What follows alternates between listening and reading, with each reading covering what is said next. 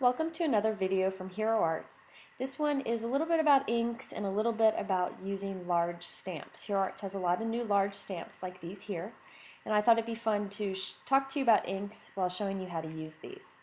So you can see that these are big enough to cover the front of a note card, and it has a lot of fine detail, which makes stamping them lots of fun. So I have a few different inks here to talk about. These are dye inks. These are Hero Arts shadow inks. They're dye inks, but they stamp really soft and but still vibrant, so it gives you a really good image.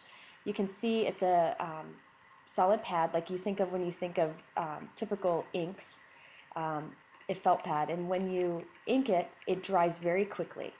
We also have these different darker colors, the Memories inks also. Dye ink is the most popular ink and what you probably think of when you think of the stamping ink that you played with as a kid.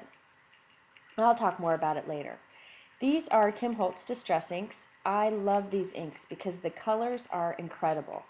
They're a dye ink also, but they have special properties that make them great for doing fun techniques. And I love that you can stack them too. It makes them quite convenient. And this is a color box chalk ink. I believe it's called chalk ink because it gives like a muted soft finish that looks like it's done with chalks. You can see the ink pad is very spongy, and you can see the ink stays wet for a little bit longer, whereas this one you can see isn't as wet as long because it dries quicker. Dye inks dry quicker.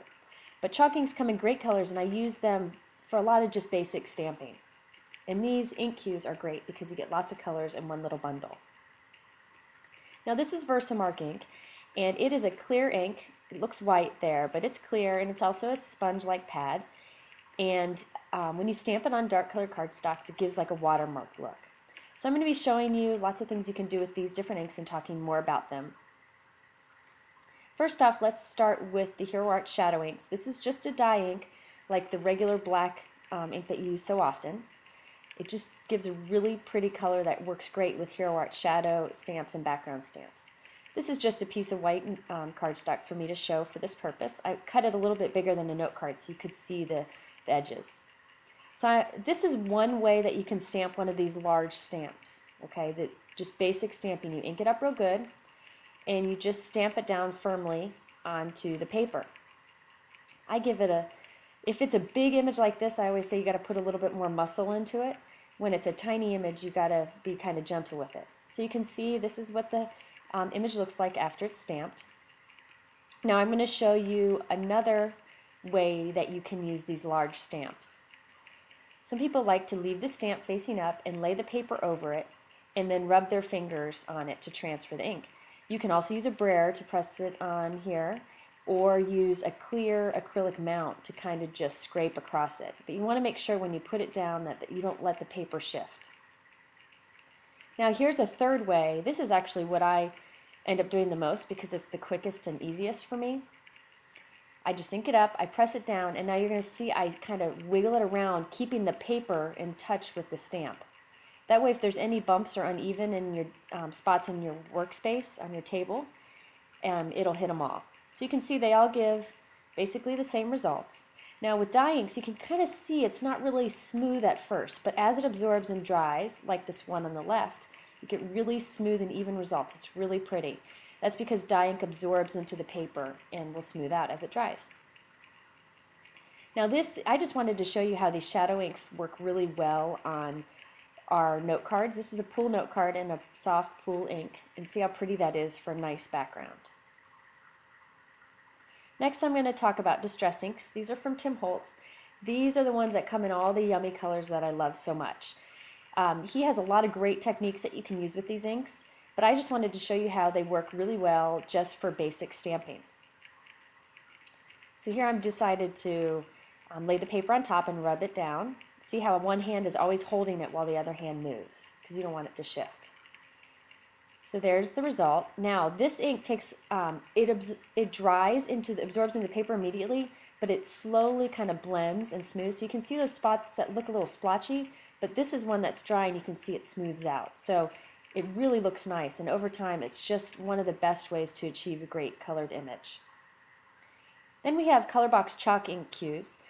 These are called fluid chalk inks, and they take a little bit more time to dry, like a pigment ink, so you can kind of blend it and such, but they absorb into the paper and give you really rich colored images.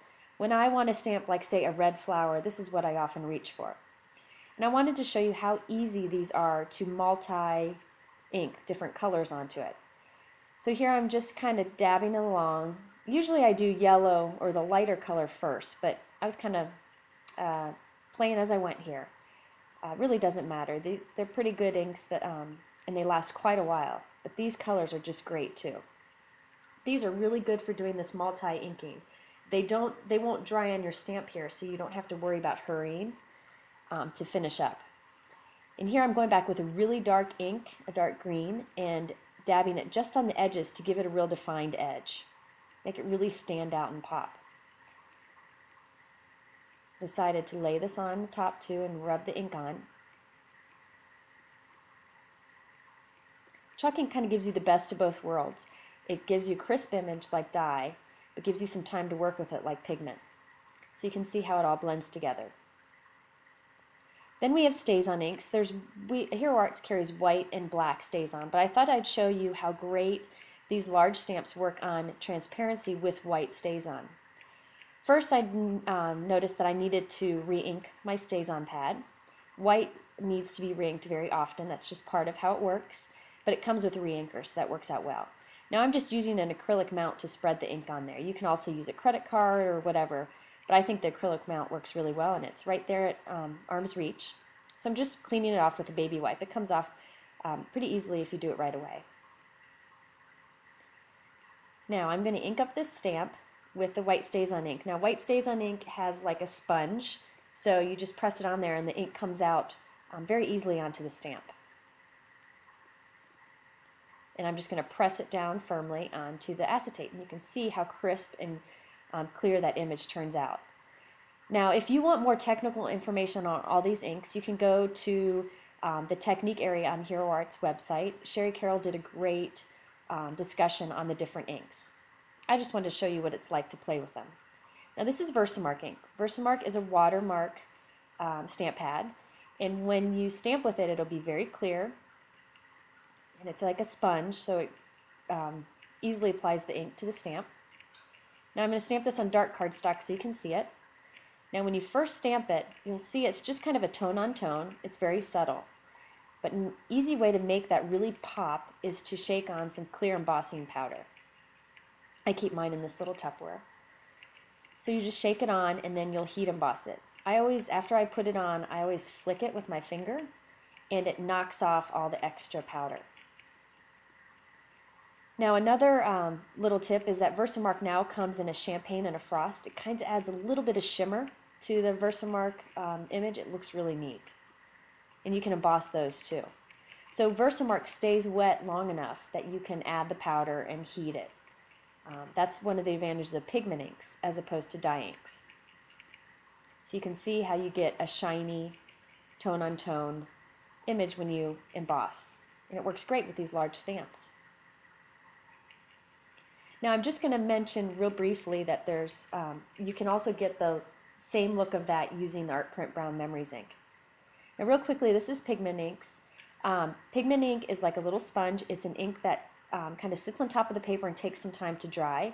So you can add embossing powder and heat it, or you can blend with it. There's different techniques you can do with it. Versamark happens to be a pigment type ink. But you just use this thing like you would any others. And you can see the results, just like the others. But now if I wanted to add some embossing powder here, I could. Here's a layout that combines everything together. The blue was done with the distress ink, the green was done with a chalk ink, and the brown behind the tag was done with a dye ink. And the swirls on the top and the bottom, the flourishes, were done with a shadow ink. So you can see how they can all work together. For more information, visit Hero Arts blog or our website for the technique article on inks. Thanks for stopping by.